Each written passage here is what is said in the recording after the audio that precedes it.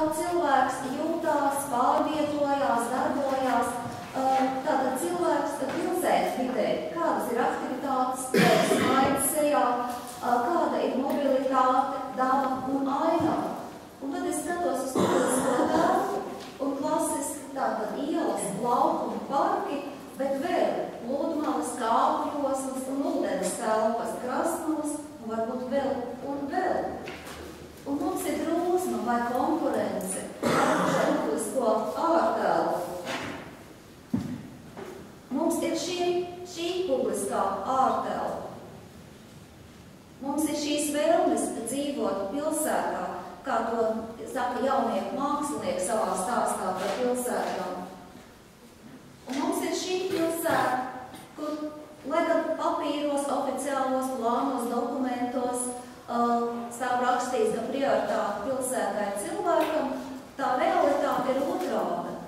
Jā, tas arī ir cilvēks, tas ir tas mašīna cilvēks, jā, bet, ja mēs pavērojam gājēju kustību, apstājās pie gaismas 77 sekundes automašīnai, 13 sekundes, lai šķērsotu krustojumu.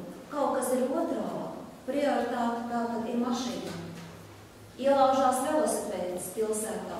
Viņš arī laužās uz to publisko ārtelpu, ko aizņem automašīna, bet lielā mērā arī uz to publisko ārtelpu, kur pilsētā aizņem gājējus. Mēs esam zaudējuši daudzas vietas, laukumus, mazos skvēriņus, stūrīšus, ielu malas. Mēs zaudējam savus parkus, pavērojiet.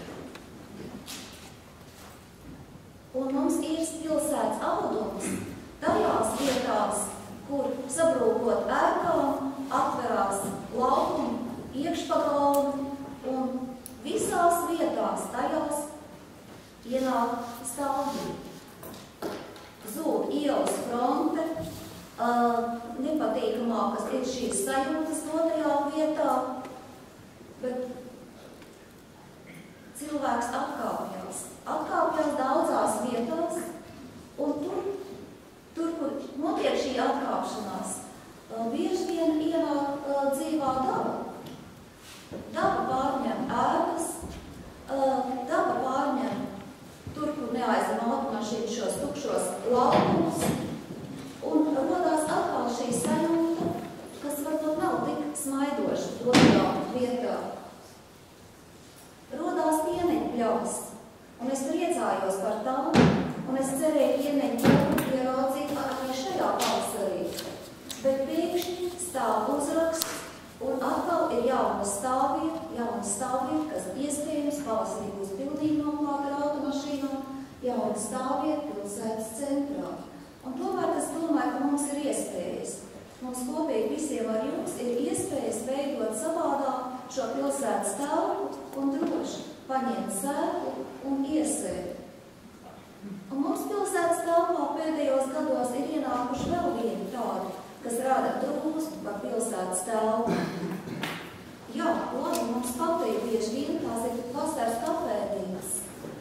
Labi, ka bija viena kafēnīca, vēl labākā ir 2, 3, bet ja kafēnīca jau pārklāja visu publisko ārtelpu, varbūt, ka mums ir jāsāk domāt.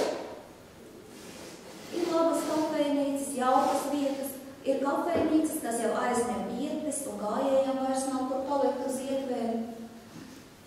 Ir jau pārēj no šīs te atklātās telpas uz iekštelpu, veidojās slēgtās kafēnīcas publiskajās telpās, un kas man uztrauc latīno stils, vai tā ir mūsu identitāte. Man tā kā liekas, ka varbūt šī piemērošanās ir par daudz tai prasībai. Un kādā pilsētā mēs gribam dzīvot? Vai mēs esam pajautājuši saviem pilsētas iedzīvotājiem? Un tad es atkal vēroju šīs jaunās ievirzes, šīs jaunās tendences vai brīdis, kas ienāk pilsētā ar meiteni, kas brauc smaidoši, krāsainiem svārkiem ar velosipēdu cauri pilsētai plīvojot. Ienāk jaunā ekoindustrija, jā, ok, tā ir arī industrija, bet tā veido, tai pieprasījums, rodās jaunais šis te dzīves stils pilsētā. Šī prasība pēc citādas pilsētas krāsainas, radošas, jaukas, smaidošas. Pilsēta atverās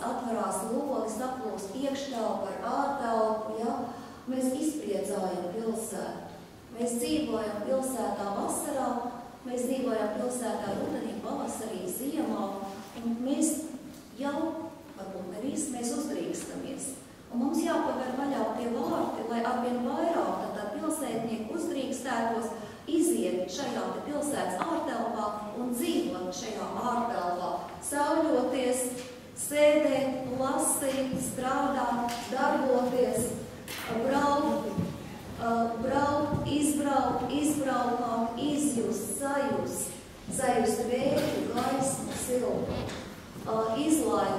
izlaikot pilsētu, izbraukāt ne tikai kanālu, bet izbraukāt arī Daugavu, izbraukāt ezerus, peldēties, slēpot un slidot uz šīm virsmām ziemā. Priecājos, tas ienāk šīs jaunās aktivitātes te arī kādri no ziemas, ja ir šī virzība, ir šī tendence, bet ļaujamies visur to darīt un neveidojam slēgtās aktivitāšu telpas, bet veidojam atklāto, svaigo vietu ar svaigo brīzi. Un tad ir mani atziņas un jautājumi, saprotot, ka te tiešām liels mums kopīgi plānotāji projektētāji liels darba laukas.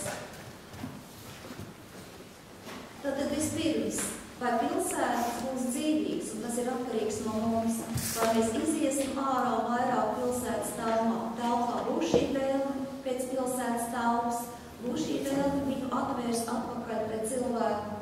Un būtībā man šķiet, ka tā ir neapjausma jauna dimensija. Izmaiņas ir vēlamas, manuprāt, mūsu sapratnē un domāšanā. Un vairāk pievēršot uzmanības vai ļaujoties tam neformālajam, tam netradicionālajam un ļaujot cilvēkam darboties pašam pilsētas telpā. Veidot, iesaistoties, darot. Un tad ir jautājums par mums pašiem, par plānotājiem, projektētājiem. Cik paši mēs esam gatavi un atvērti šīm jaunajām ievirzēm un tendencēm. Un kā mēs sarunājamies ar cilvēku, vai mēs viņam jautājam, kādā pilsētā viņš grib dzīvot, kā viņš uztver pilsētu, kas viņam ir vajadzīgs pilsētā.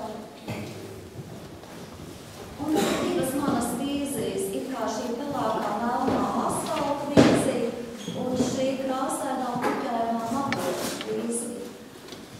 Vai mēs turpinām šo industriālās pilsētas veidu ar smagnējumu, ar lieliem pārvadiem, estakādiem, ceļiem, zilu ēkām kā ziloņiem, kas iesēžās tukšā telpā?